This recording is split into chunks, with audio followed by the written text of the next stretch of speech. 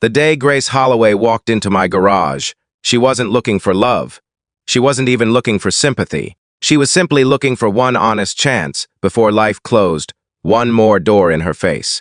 By sunset, I realized that sometimes the people who change your life don't arrive with perfect timing. They arrive carrying invisible burdens, quiet courage, and a hope they're too afraid to admit they still have. If stories about kindness, hope, forgiveness, compassion, and second chances mean something to you, please take a moment to like this video, share it with someone who could use a little encouragement, leave your thoughts in the comments, and subscribe to the channel. Your support helps these stories reach more hearts every single day. My name is Nathan Carter, and I owned a small auto repair garage in Knoxville, Tennessee. My father had built the business with his own hands, and after he passed away, I spent nearly 12 years trying to keep it alive. Some months were good. Others were nothing but overdue bills, broken equipment, and wondering if I'd have to sell the place where I had grown up. I lived alone in a tiny apartment above the garage, worked 6 days a week, and convinced myself that staying busy was easier than admitting how lonely life had become. It was a quiet Tuesday morning when Grace walked through the shop doors wearing a faded blue summer dress that looked carefully pressed despite its age. She carried a worn leather handbag and thanked every mechanic she passed with a gentle smile that seemed almost out of place inside a noisy repair shop. When she reached my office, she explained that she wasn't a mechanic but had experience organizing inventory, handling paperwork, scheduling appointments, and talking with customers. She admitted she had recently moved back to Tennessee after caring for her late grandmother in Kentucky and had been turned away from several jobs because businesses weren't hiring. She never asked for pity. She simply asked if I needed someone willing to work harder than anyone else. I almost said no because I honestly couldn't afford another employee, but something about the quiet determination in her eyes reminded me of my father, who always believed people deserved opportunities before they deserved judgment. I offered Grace a temporary position, warning her that I couldn't promise anything beyond a few weeks.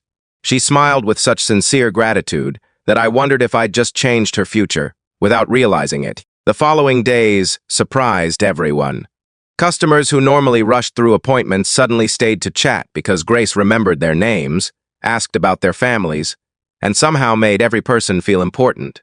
The waiting room became warmer. Reviews online became more positive. Repeat customers increased. She reorganized years of messy paperwork into a system that even I could understand. And before long, the garage felt less like a struggling business and more like a place where neighbors genuinely cared about each other. As the weeks passed, I began noticing the small things. Grace always packed 2 sandwiches, but only ate one. One evening I discovered she quietly left the second sandwich for an elderly homeless veteran who sat near the bus stop across the street. Another afternoon, she stayed late helping an overwhelmed single mother entertain her little boy while his car was repaired, refusing any extra pay. She carried kindness so naturally that it seemed woven into everything she did. Still, behind her warm smile, I sensed sadness. One rainy evening after closing, I found her sitting alone in the office staring at an old photograph.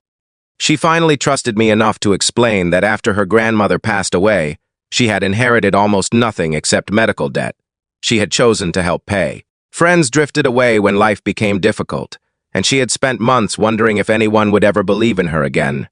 Hearing that, I realized how often the strongest people are simply those who have learned to keep walking despite heartbreak. Around the same time, my own problems reached a breaking point. A large corporate repair chain announced plans to open only a few blocks away. Everyone warned me that my family garage would never survive the competition. For the first time, I seriously considered selling everything, but Grace refused to let me surrender. She encouraged me to focus on what big companies could never replace: trust, honesty, and treating every customer like family.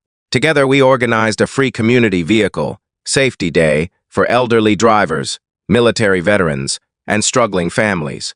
Local volunteers brought food, churches donated supplies, and mechanics from neighboring shops even joined us. People from all over Knoxville showed up. They didn't come because we were the cheapest garage. They came because they felt seen, respected, and welcomed. Business slowly recovered, not through luck, but through relationships built one person at a time. Watching Grace laugh with customers, comfort worried families, and celebrate every small victory made me realize my heart had quietly changed long before I admitted it. I wasn't falling in love because she had rescued my business. I was falling in love because she reminded me that success means very little if you forget how to care for people. One crisp autumn evening, after locking the garage for the night, we stood outside watching the sunset paint the sky over the old brick buildings. There were no dramatic speeches or grand gestures. Just two people who had survived lonely seasons, discovering they no longer had to face tomorrow alone. We chose to build a future with the same patience that had rebuilt the garage, one honest day at a time. Before we reach the end of this story, I'd love to hear from you. Have you ever received a second chance that completely changed your life? Or have you been the person who gave someone else that opportunity? Share your story in the comments because your experience might encourage someone who desperately needs hope today. A year later, the garage had become one of the most trusted repair shops in the county. Grace managed the office. I handled the repairs, and every Friday we continued offering free inspections for veterans and families facing difficult times. The greatest blessing wasn't the growing business or the awards hanging on the wall. It was knowing that one ordinary morning, when a woman walked into my garage asking for nothing more than honest work, both of us found something we never expected: a place to belong, a reason to hope again, and a love built not on perfect circumstances, but on kindness, faith, and the courage to give each other one more chance. If this story touched your heart, please leave a like, subscribe for more uplifting stories, and share this video with someone who still believes that kindness can change a life. Your support helps keep these stories alive, and sometimes one simple story is all it takes to remind someone that hope is never truly lost.